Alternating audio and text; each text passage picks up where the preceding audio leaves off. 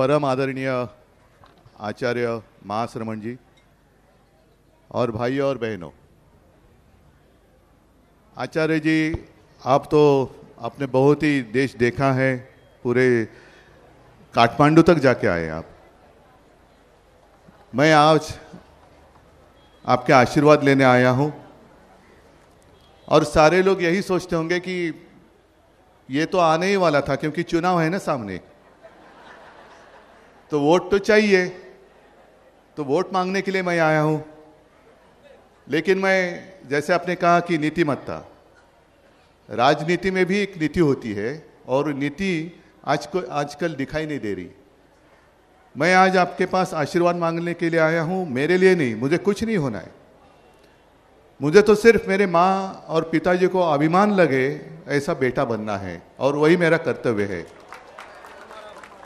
अमृत नोनी ortho plus, ये एक proven formula है। इसमें मौजूद नोनी फल के गुण और आयुर्वेदिक जड़ी बूटियां शरीर को जरूरी पोषक तत्व देने के साथ साथ हड्डियों और जोड़ों के घिसने, उनमें होने वाले सूजन और दर्द को रोकने में मदद करता है। दर्द मुक्त जीवन के लिए अमृत नोनी आर्थो प्लस। मैं आपसे आशीर्वाद मांगने के लिए आया हूं, आप सभी का सहयोग मांगने के लिए आया हूं, वो देश के लिए। पूरे देश आज एक कठिन समय से गुजर रहा है। कौन बचाएगा देश को? अगर इस बार कुछ हम गलती कर बैठे तो देश में तानाशाही आएगी, फिर वो सद्भावना कहाँ जाएगी, नीतिमत्ता कहाँ जाएगी, सब कुछ चला जाएगा। और हम सब, जैसे आपने कहा कि सद्भावना चाहिए, नीतिमत्ता चाहिए, और एक कुछ बात कही आपने, उसी के साथ हमारे देश को आज़ादी की भी ज़रूरत है। आज़ाद तो आज हम हैं। एक ज़माना था कि आज़ादी की लड़ाई हुई थी, अब आज़ादी बचाने की लड़ाई करने जा रहे हैं हम लोग। उसमें आपके आशीर्वाद और सभी का सहयोग चाहिए। बाकी मेरा व्यक्तिगत जो कुछ है वो है माता पिता के आशीर्वाद, आप सभी गुरुजन का आशीर्वाद। जो कुछ मुझसे मैं कर सकूं वो तो मैं करते आया हूं और आगे भी करूंगा।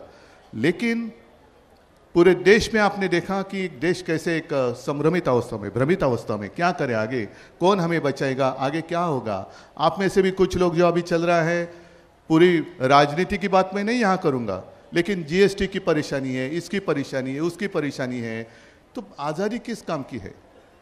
तो मैं सिर्फ यही आपसे आशीर्वाद लेने आया हूँ कि देश की जो आज़ादी है, मेरी भारत माता की जो आज़ादी है, वो बरकरार रहे और उसी के लिए सबको ताकत दे कि तानाशाही हमारे दरवाजे तक आई है, उसी को वहीं पे रोके। यही आशीर्वाद मैं आपसे मांगने आया हूँ। मुझे व्यक्तिगत रूप में सिर्फ आपका प्यार, आपका आशीर्वाद बहुत काफ़ी है, बाकी तो सारी आपके ऊपर है।